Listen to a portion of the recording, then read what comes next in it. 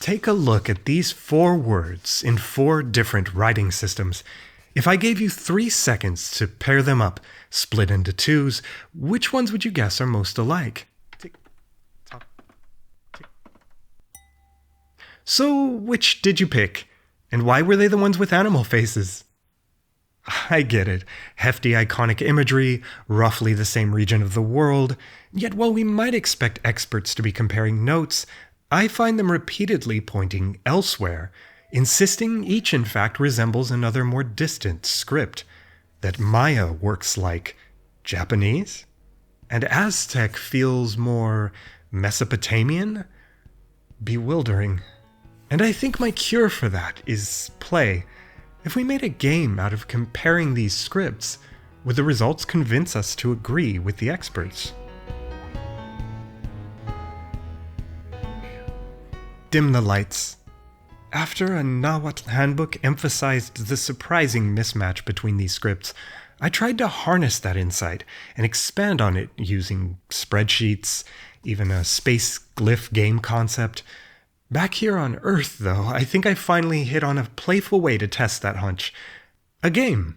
Show?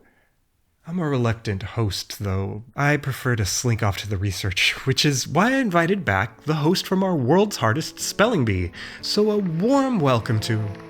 Hello out there, and welcome to Mismatching Glyphs. Today we quiz 4 contestants on 3 categories of features. Our esteemed contestants are Akkadian, Maya, Nahuatl, and Japanese. And in this envelope, I already have answers from 2 mystery guests. Bonus surprise, I'll reveal them at the end. The categories are phono, short for phonograms, your signs for sounds. Phono+phono, how you combine those to spell out sound sequences. And finally, logo+phono. We'll watch you take your logograms, word signs used for what they mean, and put them together with sound signs to build complex logophonetic spellings. If qualms arise, don't blame the stage. Direct doubts and fact checks to our amply burdened research table where, throughout the show, your lovely animator who scurried behind the scenes will also log a sources document that slows down and gets into details. But enough setup, we play! Category 1. Phono, sound signs. A calibration question, because you 4 have made it known to anyone who's met you in passing, but do you have letters for writing a consonant alone, like m or sh or k? Nobody? No, we know, you're not about letters for single sounds. You're all big on syllables, or sorry, Japanese, things more like syllables. Syllabograms arranged in syllabaries. So let's ask about your shortest syllables. Do you happen to have signs for syllables that are just vowels, like ah? 3 immediate yeses. Maya holding out? What's that? Technically, yours stand for a vowel with a glottal stop before. Table says we'll count it. Wait, what? So soon? Seems we have our first nuance round. A follow-up. Across the world's languages, the most common number of vowels is 5. So count your vowel signs. Do you distinguish 5 vowels, like a, e, I, o, u? We've got no 4 from Akkadian. Maya posted yes 5. Japanese, 5. And Nawa, that's a 4. +1 to Japanese and Maya. On to the more typical, full, open syllable. Do you have a set of signs for consonant plus vowel, like ni or ka? Easy one. Yes across the board. Oh, what now, Japanese? Trying to lock in your points? You don't have to do that in this game. And trying to convince Maya to do the same? A table requests you to stop whispering. Okay, if a typical syllable in the world's languages goes consonant plus vowel, as we just saw, I'm told that down under, languages flip that pattern. Well, that's a detour for another day, but so too can at least some of you with your syllabograms. So who among you has vowel-consonant signs? Vowel first. A disappointment immediately from Maya and Japanese. We're left with 2. One says ash, one says ish. Both comfortably write them in one sign. Who's knocked out next? Let's try a harder one. Who can write a closed syllable with a starting consonant, a vowel, and an ending consonant, all in one CVC character. Already counting Japanese and Maya out, Nahuatl rings in, excitedly digging through dozens of examples. One's fine, good job. Akkadian calculates away and chooses tam from its CVC sign bank. 2 yeses. Okay, tougher one. Disyllables. Do you have single signs that stand for 2-syllable sounds? Nahuatl thinking again here. Akkadian sweating now. And what's that? Japanese buzzing back in on a technicality? Table waves you off, but we'll log your historical counterexamples. Don't feel left out. Someone's about to join you, and it's Akkadian. That's right. With arrangements of double syllables, even rare 3-syllable signs, Nahuatl stands alone. It's the kind of thing that would make one of our 2 mystery guests today very proud. End of category. Our contestants looking eager to redeem themselves in phono+phono. That means we're spelling. We'll test you on sequences of signs, so reach for your examples here. First, an easy one to hopefully level us all out. Can you spell 2 basic open syllables with 2-syllable signs? Sighs of relief from 3 of you who embrace the easy way, 2 consonant-vowel syllabograms. Why the reluctance, Maya?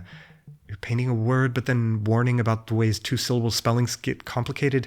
You're jumping ahead. It's a yes, no. Okay, yes. Next, a closed syllable. 2 of you had 1 sign for this, but can you write CVC with 1 separate sign to spell out that final consonant? Maya, with the I told you so eye roll, points to how ka-na actually spells kan because the vowel repeats. But that counts. Japanese squirming uncomfortably before tapping out. Akkadian and Nahuatl at the same time feeling very clever here. They both show off their CV-VC vowel matching, like pa and then al, or ko and ok. The 2 vowels overlap and blend into 1. Neat. A subtler test. Which means a nuance round. Table tells me all of you have complex syllable internals, including long vowels. So, do you write those long vowels, differentiating ah from ah? A shrug from Akkadian, who shows off yet a 3rd vowel between ki-e-in to draw out that e sound. Maya inks 2 syllables but mismatches the 2 vowels. Different strategy, but that'll do. Japanese adds another vowel or a line, literally extending it. Yes. Nahuatl, you don't spell long vowels. You're the odd one out, and so miss the point. Clusters. Do you have a way to write 2 back-to-back consonants? Maya points to the same vowel repeating strategy again. Okay. Nahuatl and Akkadian revisit their closed syllable answer and just flip it, both VC, CV. Japanese wavers and then writes a small sign it places before double consonants. Research tables on the fence, something nasal, something geminates, but we'll take it, +1s all around. 2 final fast questions to close out this category, both about ambiguity. We're looking for a yes answer to both. Do you have more than 1 sign for spelling the same syllable, like 2 pa signs or, couldn't even finish, 4 quick yeses? Now the opposite of that. Are there multiple ways of reading 1 single sign? Akkadian rushes to yes, Japanese to no. Nahuatl seems unsure. A gasp of realization. Maya, a solid no. Congratulations. Deep breath, 1 hefty category left. All 4 of you stretch, while I bring out for an audience an additional concept that will up the difficulty from here on out. Logogram. Imagine having a sign that means the word word, and that you use it to write words like wordy, wordy, and verbose, verbose. Alongside their sound signs, each of our contestants today has meaning signs that work like this. In our last category, we find out how our contestants approach these logos and mix them in their spellings with phonos. First curiosity. When you pronounce logograms, are they often read more than one way, depending on context? Japanese jumps to yes as expected. Your kanji are famous for one reading piled atop another. Aha, Nahuatl and Akkadian, that story ring a bell. Both in. Maya, you hesitated. You're more rigidly one-to-one, but you found some examples? Okay. Great, seems all four of you like my wordy verbose demonstration. Next question, must you use logograms, or can you choose to write out logo words as syllables instead?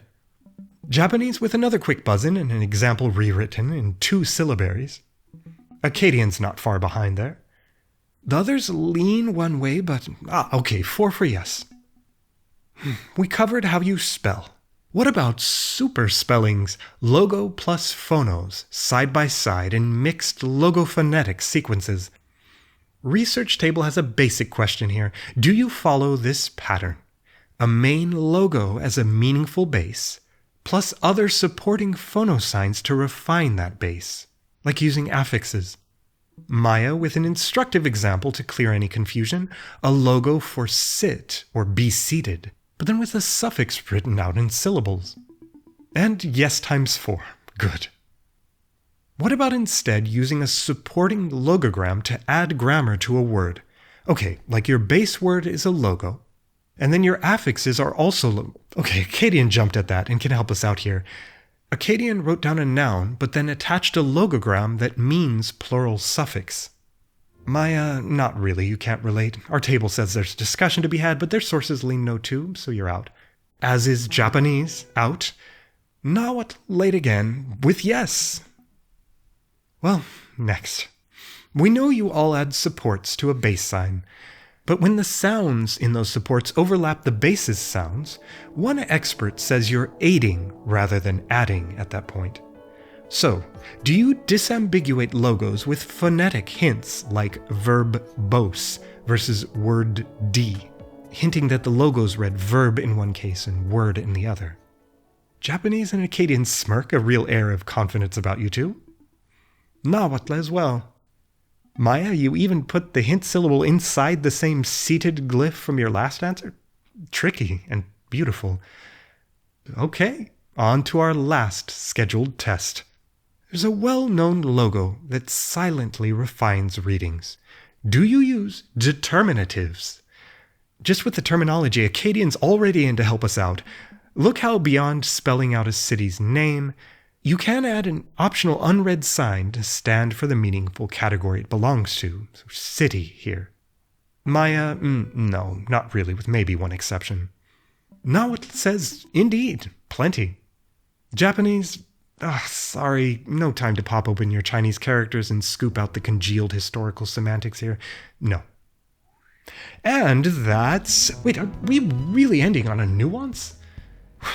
A cultural point about how you engage in play. Who can impress us with their punning, reading logos as clever sound-alike puns? Or even visual puns in the writing system. Like maybe a big letter B stands for a large insect. Japanese just scribbled sushi. You're often teased for that one. Characters mean something very different, but that's how they read. Maya, in with some advanced text-image interplay here. But then Nahuatl, adding meaning to a text itself through glyph colors, size, position, even actions. You got one mystery guest's attention there, as well as our last point of the day. It's yours. Oh, and that's our category, and I'm sad to say our game. All categories closed, the table furiously checks your results. The highest scorer, the one who kept answering yes after yes, well, it was a tie, until that very last point pushed Nahuatl ahead. You can seemingly do it all, except manage to write a lone consonant. But recall, this wasn't supposed to be winner take all, it's a matching game. We came in asking who's most alike. Our starting hunch, were those the correct relationships? Well, your research table has spent this whole time charting pairwise relationships, and now informs me all of you systems share enough in common there's room for cross-comparing any of you. Still closest are Maya pairs best with Japanese, and vice versa. And next, not too far behind, Nahuatl with Akkadian. But that chart had 2 bonus columns. Indeed, who are our 2 mystery guests I've been alluding to? Both ancient, both from roughly the same region, are, welcome, Egyptian, which answered most like Nahuatl, and Mycenaean Greek, most like Japanese. Surprises all around. That's our show. I'm out. Thank you, host. Abrupt. Okay, I'll take the mic and wind us down. Close us out. On our way, my own takeaways are that I could stand to understand cuneiform better before I ever talk about it again. And teams, anyone? Mycenaean Japanese Maya versus Egyptian Nahuatl Akkadian face-off? What really remains for me today is to heap appreciation on my viewers and patrons, and invite you all to stick around and subscribe for more animations about languages and cultures. Thanks for playing. Bye.